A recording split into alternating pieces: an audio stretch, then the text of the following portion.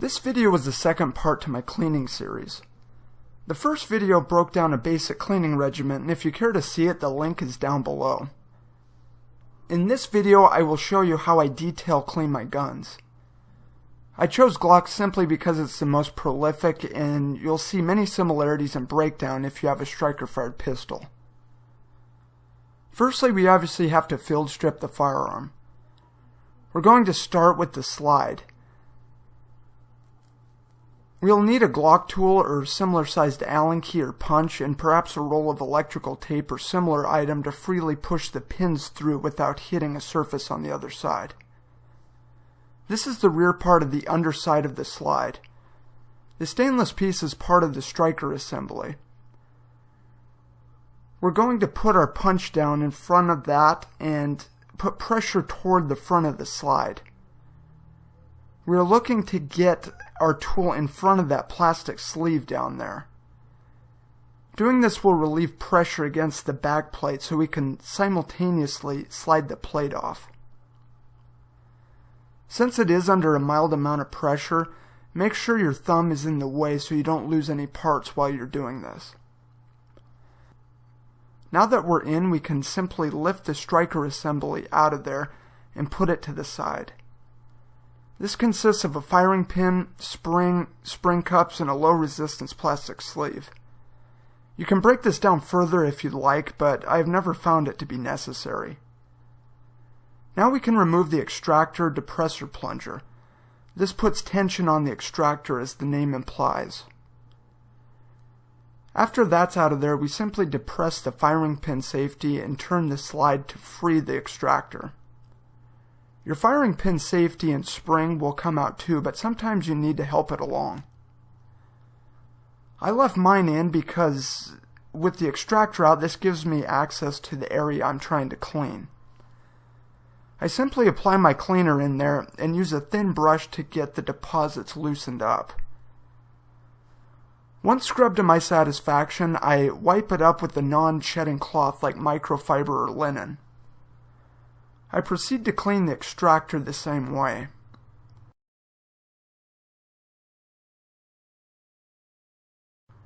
As for the striker assembly, I simply brush it off, ridding it of any noticeable carbon deposits, and wipe it down with the cloth. You do not want to oil this. I repeat the process with the extractor depressor plunger as well.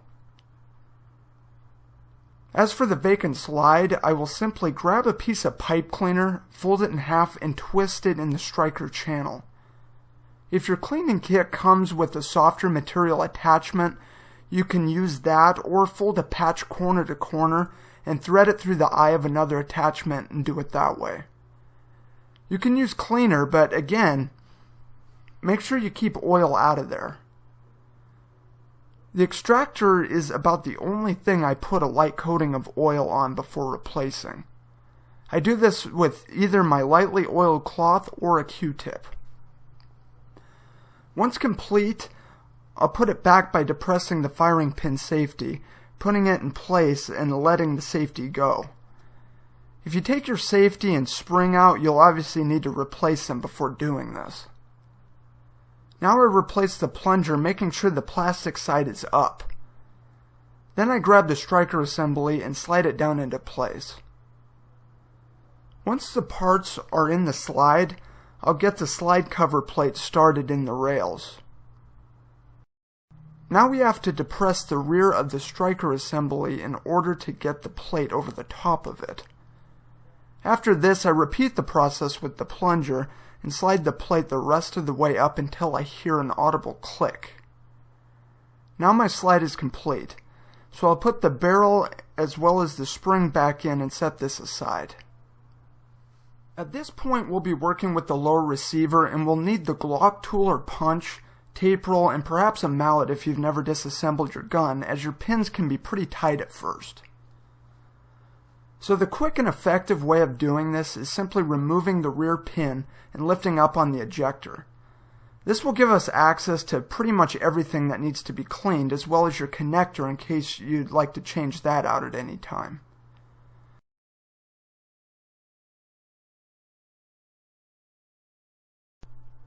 To clean, I simply brush and wipe it all off with my cloth. Although this is all you'd ever really have to do, we'll go ahead and break it down further. I'm going to proceed to remove the larger pin.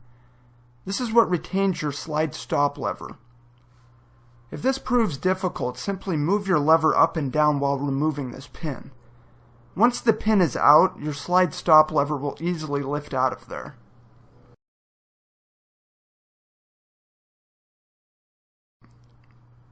Now I'm going to remove the last pin, which is what retains the locking block. If you own like a 1st or 2nd gen Glock, you may only have one pin. Anyway, once the pin is out, I'll use the tool to lift up on the locking block. At this point, the entire trigger group assembly can be removed. Again, simply lift up on the ejector. If you have trouble, you can pull the trigger to get this started. All that is left in the frame is the mag release and the slide lock lever, aka the takedown tabs. These don't need to be removed for cleaning, but they can be very simply. To further break down the trigger control group, I lift and turn the bar simultaneously. This reveals the spring underneath, which can be changed or replaced if need be. If you'd like to replace your connector with a lighter one, or for any reason really, it simply pulls out just like so.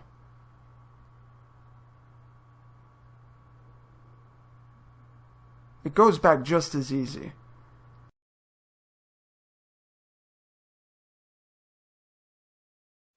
Again, I just brush everything off and wipe it down until it's clean.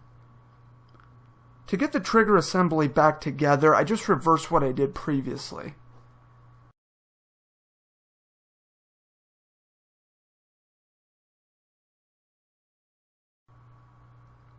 Now may be a good time to wipe the frame down really well. I'll go ahead and clean the locking block and the slide stop lever since it's out, although it's not imperative. To get the trigger assembly back in, it's easiest to start by putting the trigger where it belongs, and the rest will just kind of sit right down where it's supposed to go.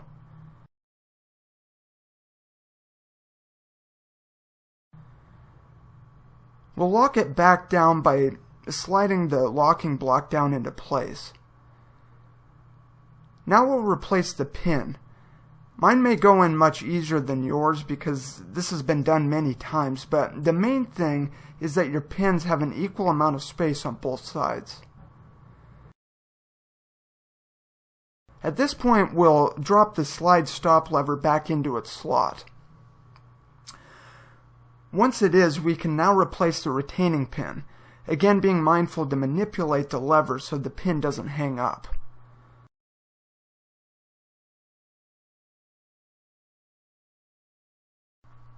We'll go ahead and replace the final pin, and we have now successfully detail cleaned a Glock.